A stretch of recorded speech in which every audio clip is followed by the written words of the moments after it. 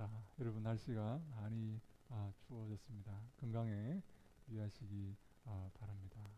예수님께서 이 땅에 오셨다는 것은 우리의 구원자로 이 땅에 오셨다는 것은 우리가 우리의 구원을 이룰 수 없다 하는 것을 증명합니다. 내가 내 힘으로 내 구원을 이룰 수 있다면 예수님께서 이 땅에 오실 필요가 없으시겠죠? 내가 내 힘으로 내 능력으로 구원을 이룰 수 없기 때문에 예수님께서 구원자로 이 땅에 오셔서 우리를 구원해 주시는 것입니다. 그래서 우리는 내 능력의 약함에 대해서 너무 절망할 필요가 없습니다.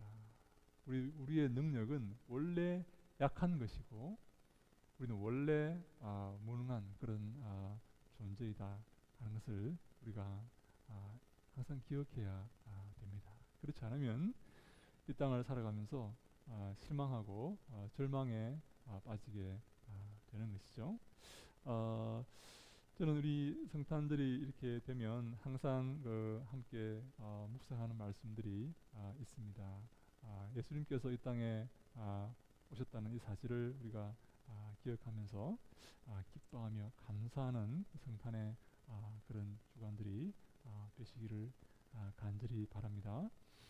네, 예수님께서 태어나셨을 때 당시에 이스라엘 땅은 이 로마의 통치 아래에 있었습니다. 우리나라도 일제 식민지였지 않습니까? 일제 통치를 받았지 않습니까?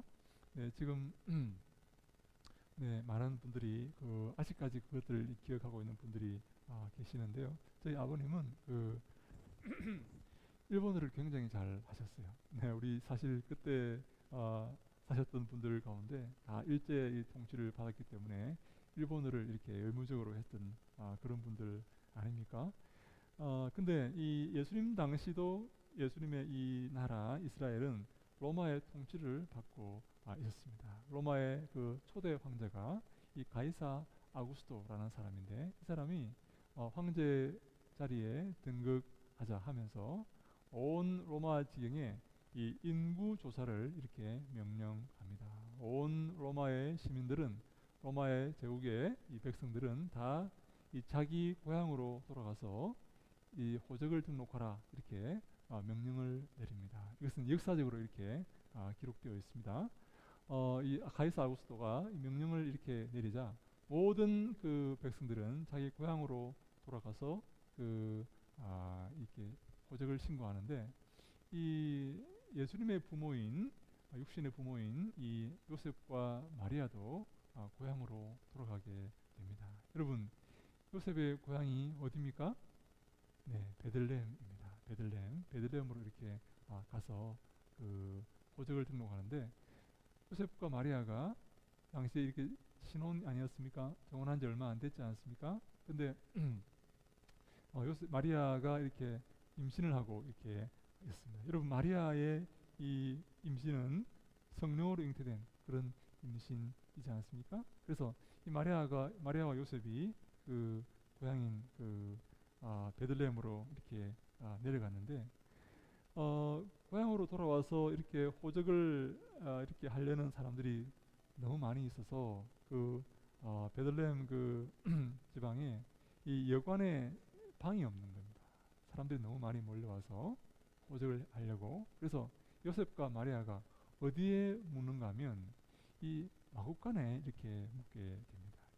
이 마구간이 맞느냐, 요셉과 마리아가 묵은 곳이 이 마구간이냐라고 이렇게 아니다라고 이렇게 생각하는 사람도 있지만 우리는 구유라는 단어가 나오기 때문에 이 구유가 마을 구유일 것이다 이렇게 추측을 합니다. 그래서 요셉과 마리아가 마구간에 이렇게 묵었을 것이다 이렇게 추측을 이렇게 하는데 저는 그 추측이 맞다고 생각합니다. 예. 그래서 요셉과 마리아가 마구간에 이렇게 묵게 되었는데 물론 요즘처럼 이 팔레스타인 땅이 춥지는 않습니다. 이렇게 막 너무 많이 이렇게 추워가지고 밖에 다니지도 못하고 마구간에 살 수 없을 정도로 그렇게 춥지는 않지만 그래도 따뜻한 여관이 아니라 이 밖에 이 말들이 그렇게 있는 곳에 이렇게 또 지저분한 그런 곳에 또 이렇게 주위가 산만하고 이렇게 사람들이 왔다 갔다 하고 동물들이 이렇게 움직이는 그런 곳에 이렇게 자게 되었다는, 이 기거를 하게 되었다는 이것은 사실 어떻게 보면 굉장히 좀 이렇게 누추한 그런 상황이다, 이렇게 볼 수가 있는 것이죠. 여러분, 어, 하나님의 아들 예수님께서 그 마국간에 태어나시게 되는 것입니다. 보니까 우리 7절에 보니까 첫 아들을 낳아 강보로 싸서 이렇게 말합니다. 여러분, 강보가 무엇입니까? 강보는 아주 거친 보자기를 이렇게 말합니다. 하나님 아들 예수님이 탄생하여서 이렇게 안락한 곳에 이렇게 계시는 게 아니라 강보에 쌓여져서 구유에 누워져 있는 것입니다. 마을 구유에, 그렇게 더럽고 냄새나는 그 마을 구유에 하나님의 아들 예수님께서 오신 것이죠. 이 만왕의 왕이시고 만주의 주이신 이 천지를 창조하신 이 하나님의 아들 예수님께서 가장 누추하고 가장 이렇게 겸손한 그런 곳에 임하셨다는 이 사실이 우리에게 많은 것을 시사합니다. 하나님은 저 권세 있고 지위가 높고 교만한 자들에게 오신 것이 아니라 낮고 천하고 겸손한 자들에게 오셨다 하는 것입니다. 저는 그래서 우리 모두가 항상 이 겸손한 마음으로 낮고 천한 자리에 가기를 기뻐하고, 또 내가 낮고 천한 자리에 있다고 해서 절망하지 않고 실망하지 않고 걱정하지 않고 항상 주님의 오심을 기억하며, 왜냐하면 주님께서 낮고 천한 자리에 오셨기 때문에 주님께서 낮고 천한 내게도 함께 하시고 나를 사랑하시고 나를 기뻐하신다는 사실을 우리가 기억하며 살아야 되는 것입니다. 혹시 우리 가운데 낮고 천한 자리에 있다고 생각하시는 분이 계십니까? 주님께서 낮고 천한 자리에 오셨습니다. 주님은 저 높고 교만한 사람들을 찾아가지 아니하시고 저들을 좋아하지 아니하시고 낮고 천한 겸손한 우리 같은 사람에게 오셔서 우리와 함께 하시기를 원하신 것입니다. 그래서 여러분, 예수님의 이름이 뭔가 하면 이사야 7장 14절에 예수님의 이름이 임마누엘입니다. 임마누엘, 하나님이 우리와 함께 하신다라는 그 임마누엘이 바로 예수님의 또 다른 이름입니다. 하나님이 우리와 함께 하신다는 사실을 알게 하시기 위해서 낮고 천한 그곳에 예수님께서 오셔서 내가 너희와 함께 하신다라고 우리에게 말씀해주고 계시는 것입니다. 근데요, 여러분, 이 하나님의 이 놀라우신 그 은혜를 우리가 바라볼 때에 우리 마태복음 9장 13절 말씀을 같이 한번 읽어볼까요? 주보기에 나옵니다. 마태복음 9장 13절 말씀 같이 읽습니다. 시작. 너희는 가서 내가 긍휼을 원하고 제사를 원하지 아니하노라 하신 뜻이 무엇인지 배우라. 나는 의인을 부르러 온 것이 아니요 죄인을 부르러 왔노라 하시니라. 아멘. 네, 우리 예수님께서 특별히 이렇게 말씀하십니다. 나는 의인을 부르러 온 것이 아니고 죄인을 부르러 왔다, 이렇게 말씀하십니다. 여러분, 우리 가운데 의인이 있습니까? 누가 의인입니까? 어려운 사람입니까? 이것은 어렵다고 스스로 생각하는 사람을 의미합니다. 예수님은 나는 어렵다고 생각하는 사람에게 온 게 아니고 나는 죄인이라고 생각하는 사람들에게 오셨다라고 말씀하시는 것입니다. 여러분은 어렵다고 생각하십니까?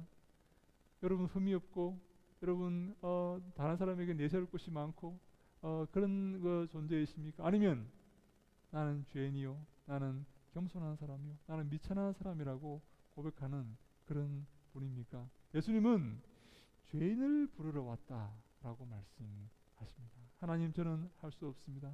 저는 죄인입니다.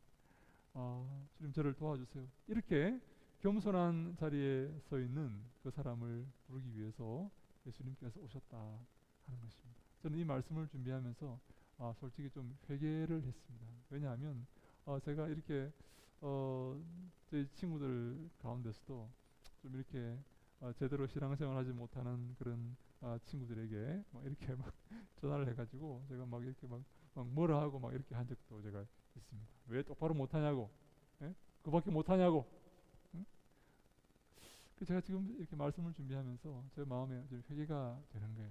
내가 저들에게 좀 더 사랑과 용서를 이렇게 베풀어 주었어야 되는데 내가 너무 주님은 죄인을 부르기 위해서 이 땅에 오셨는데 주님은 저 가난한 사람을 위해서 이 땅에 오셨고 주님은 겸손한 사람을 위해서 오셨는데 왜 나는 이렇게 그렇게 하지 못했을까 하는 그런 마음으로 자책을 많이 했습니다.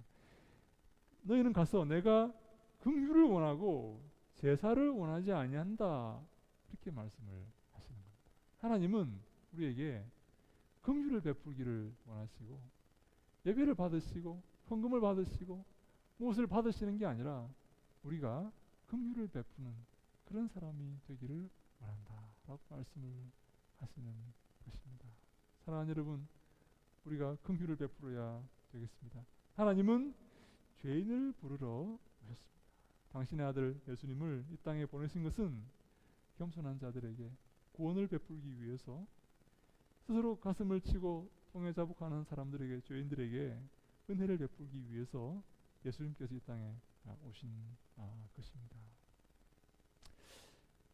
여러분 이 예수님의 그 탄생의 이야기를 이렇게 기록하고 있는 우리 성경이 이렇게 많이 있는데 그 중에 이 마태복음과 이 누가복음이 있습니다. 여러분 누가복음은 특별히 누가복음은 예수님의 탄생의 첫 번째 증인이 바로 이 들에서 양을 치는 목자이다라고 이렇게 말하고 있습니다. 여러분 우리 누가복음 2장 8절에 보니까 그 지역의 목자들이 밤에 밖에서 자기 양떼를 지키더니 이렇게 말합니다.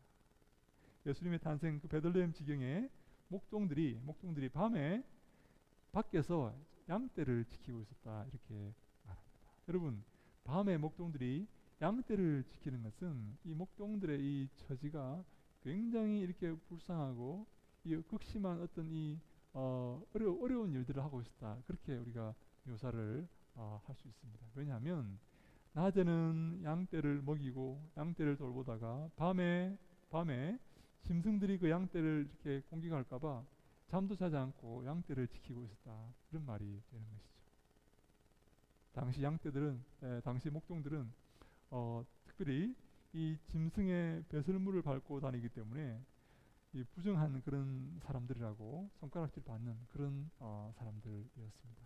여러분 예수님의 탄생의 첫 번째 증인이 누가복음에 의하면 바로 목동들입니다. 가장 천하고 가장 어려운 일을 하고 있는 가장 손가락질 받고 있는 살아가는 그런 사람들이 바로 예수님의 첫 번째 부활의 탄생의 증인이었다라고 성경이 말씀하고 있습니다. 왜 예수님은 저 예루살렘의 고관 대작들에게 먼저 가지 아니하시고 저 대통령 왕에게 먼저 가지 아니하시고 가장 낮고 천한 저 목동들에게 먼저 찾아가셨을까요? 왜 예수님은 가장 낮은 곳에 먼저 오신 걸까요? 저 예루살렘에 저 큰 권력 있는 자들에게 가시면 복음을 더 효과적으로 이렇게 많이 전할 수 있지 않겠습니까? 왜 낮고 천한 곳에 오셨겠습니까? 저는 이렇게 생각합니다. 낮고 천한 곳에 있는 사람들이 예수님을 더 잘 받아들일 수 있다라고 생각을 합니다. 왜? 그들은요 하나님 없이는 살 수 없고 도움이 없이는 살 수 없는 그런 존재들이기 때문입니다.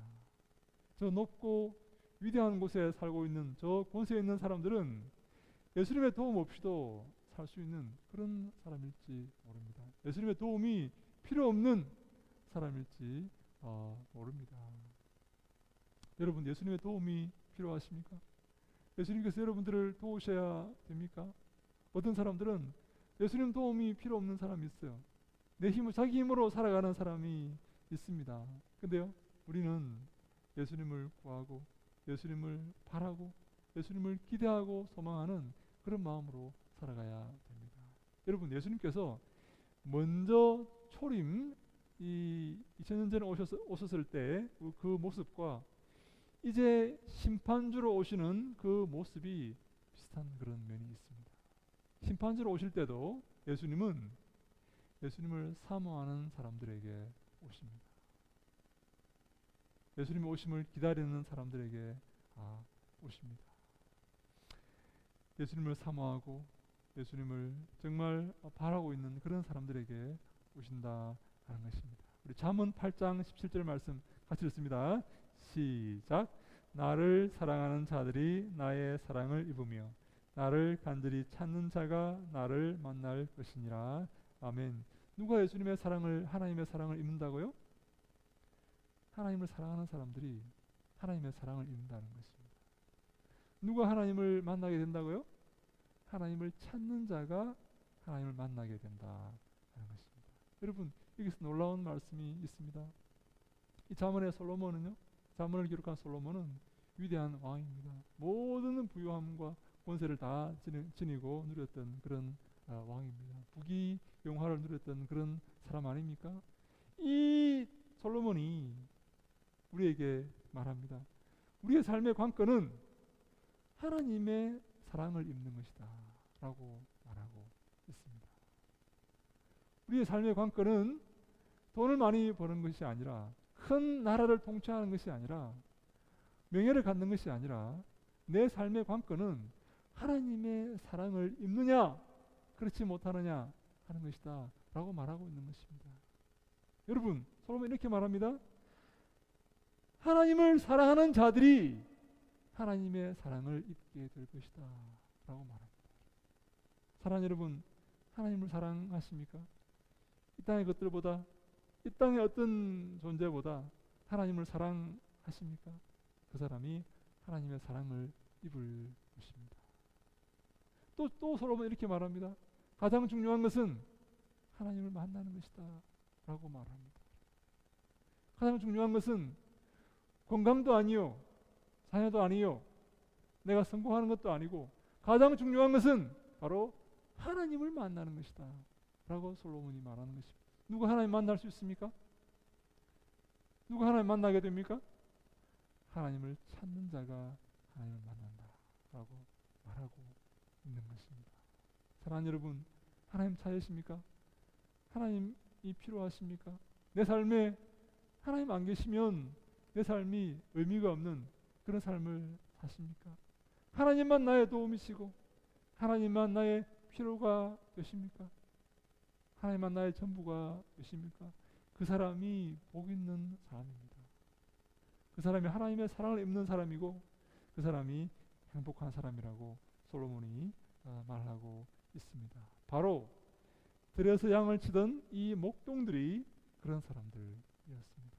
하나님을 기다리고 그 비천한 삶 가운데, 어려운 삶 가운데, 손가락질 받는 그 삶 가운데, 손가락질을 받으면서도 그 일을 할 수밖에 없는 그런 어려운 삶 가운데 살아가면서 하나님을 기다리고 하나님을 기억하며 기도했던 그 목동들이, 바로 그 목동들에게 하나님은 찾아오셔서 예수님의 탄생을 알리신 것입니다. 저는요, 우리 교회가 이렇게 하나님을 바라는 교회가 되기를 원합니다. 하나님을 찾고 하나님을 기다리고 하나님을 사모하는 교회가 되어야 됩니다. 예수님께서 마지막에 오실 때에 우리를 먼저 찾으시면 좋겠습니다. 내 사랑하는 딸아, 내가 왔다. 내 사랑하는 아들아, 나를 기다렸지? 내가 이제 왔다.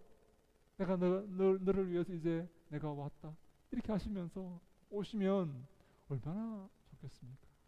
바로 들에서 양을 치던 그 목동들에게 예수님은 찾아오셔서 가장 그 목동들이 먼저 예수님의 탄생을 축하하도록 그렇게 하신 것입니다. 우리 시편 53편 2절 말씀을 한번 읽어볼까요? 시작. 하나님이 하늘에서 인생을 굽어 살피사 지각이 있는 자와 하나님을 찾는 자가 있는가 보려 하신즉. 아멘. 하나님께서 하늘에서 인생을 굽어 살피고 계신다라고 이렇게 말합니다. 하나님을 살펴보시는 것이죠. 하나님께서 뭘 살펴보실까요? 누가 지각이 있는가 하는 것을 살펴보고 계십니다. 누가 돈이 많은가, 누가 권세를 가졌는가 그걸 보시는 게 아니라, 누가 큰 사업체를 가졌는가 그걸 보시는 게 아니라 누가 지각이 있는가 하는 것을 보시는데요. 이 지각이 어떤 지각인가 하면 하나님을 찾는 자가 있는가 하는 것을 보신다라고 말하는 것입니다. 하나님께서 이렇게 인생을, 이 땅을 굽어 살피시면서 누가 하나님을 찾고 있는가 하는 것을 보신다는 것입니다. 누가 하나님께 기도하며 하나님께 도움을 구하고 있는가, 하나님을 소망하고 있는가 하는 것을 하나님께서 굽어 살피고 계신다 하는 것이죠. 우리가 어떤 삶을 살아야 합니까?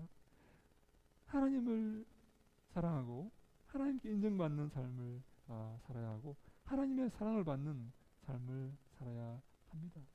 네, 하나님이 천지를 창조하신 창조주이시고 우리의 생사화복을 주관하시는 분이시기 때문입니다. 하나님 우리의 삶의 관건을 쥐고 계시는 분이시기 때문에 하나님을 찾아야 된다는 것이죠. 하나님의 사랑을 받아야 된다 하는 것입니다. 하나님 인정하시는 사람이 되어야 된다 하는 것입니다. 우리는 많은 순간 이 사람의 인정을 이렇게 받기 위해서 이렇게 애쓰지 않습니까?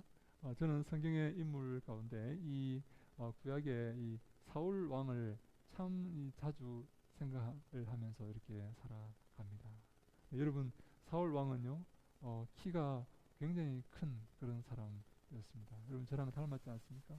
얼굴이 얼마나 잘생겼는지 모릅니다. 저는 저랑 닮았다고 생각하지만 여러분들은 그 동의하지 않겠지만 저는 저랑 닮았다고 생각하는데 네. 근데요 이 사울의 문제가 뭔가 하면 이 사울 왕의 문제가 뭔가 하면 다른 사람을 의식하는 것입니다.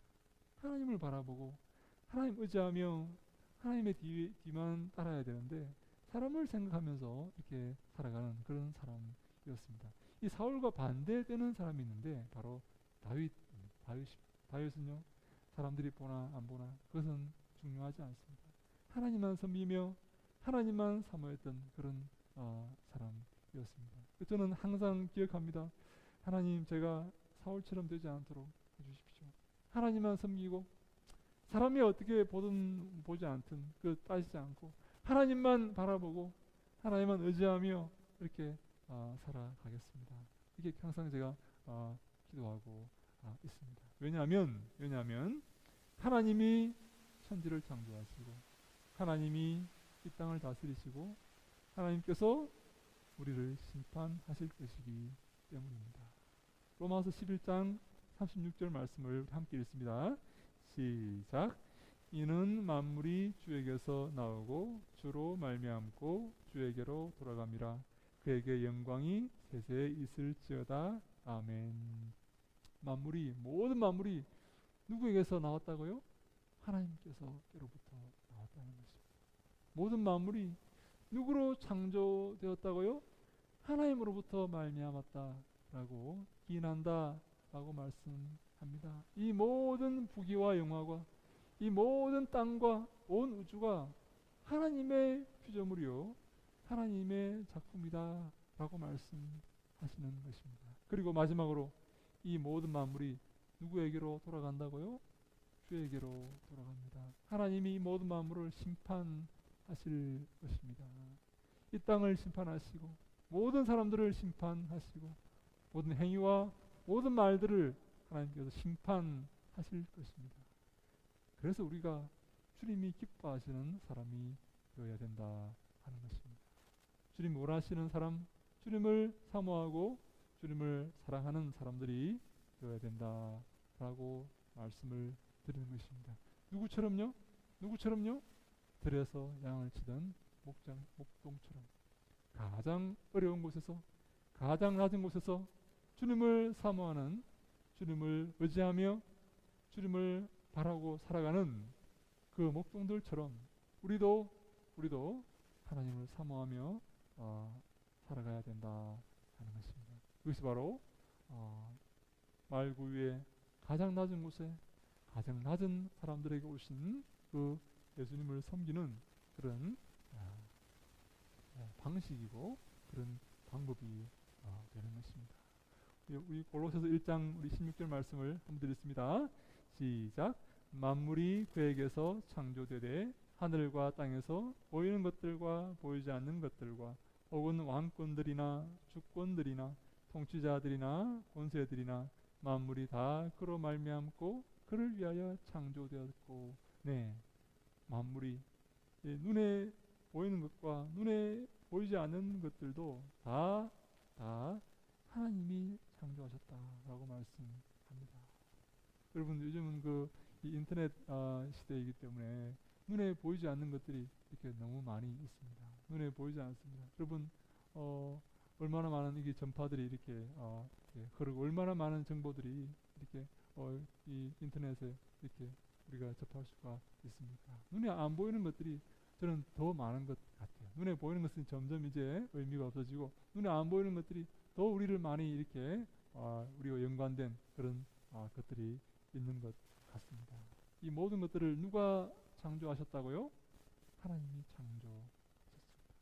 이 모든 것들을 그리고 왕권들과 주권들과 통치자들과 권세들과 만물이 다 그로 말미암아 하나님이 그들을 창조하고 그들을 부르고 그들을 통치한다 하는 것입니다. 다 하나님이 그들이 다 하나님을 위해서 창조되었다라고 성경이 기록하고 있습니다. 우리가 이 하나님께 영광 돌리며 찬송하는 삶을 살아야 하는 것입니다. 저는 우리가 우리 교회가 하나님을 잘 찬송하는 것 같아서 참 이렇게 마음이 기쁩니다. 하나님께 영광 돌리며 하나님을 기뻐하는 그런 교회가 되어야 됩니다. 그래서 저는 우리가 좀 더 하나님을 이렇게 찬송하며 살기를 원합니다. 우리가 하나님을 기뻐하며 이렇게 살기를 원합니다. 우리가 하나님을 더 섬기며 더 사랑하며 살기를 원합니다. 저는요 우리 교회가 큰 교회, 부유한 교회가 될 수 없을진 모르겠지만 하나님을 더욱더 사랑하는 교회가 될 수는 있다고 생각합니다. 우리가 정말요 주님께 많은 것을 드릴 수는 없지만 주님이 가장 기뻐하시는 교회는 될 수 있다고 생각합니다. 주님이 가장 보고 싶어하는 교회, 주님이 가장 먼저 찾아오시는 교회, 주님이 저 하늘에서 가장 마음에 두고 있는 교회, 이 땅에 많은 교회들이 있지만 주님이 가장 마음에 두시는 교회, 주님이 가장 기뻐하시는 교회는 될 수 있다고 생각합니다. 그게 지금 여러분 중요한 것 아닙니까? 우리가 무슨 주님께 무엇을 드리겠습니까? 말씀으로 천지를 창조하신 하나님께 무엇을 드리겠습니까? 주님이 기뻐하시는 삶, 주님이 기뻐하시는 믿음, 주님께 영광 돌리는 그런 신앙생활을 통해서 하나님을 기쁘시게 해드릴 수 있다고 생각합니다. 우리가 어려운 가운데서 또 멀리서 이렇게 우리가 나오신 우리 성도님들 주님의 사랑으로 더욱더 주님이 기뻐하시는 삶을 하셔서 주님께 영광 돌리고 주님께 큰 칭찬받는 우리 모두가 다 될 수 있기를 주님 이름으로 간절히 축원합니다. 아멘.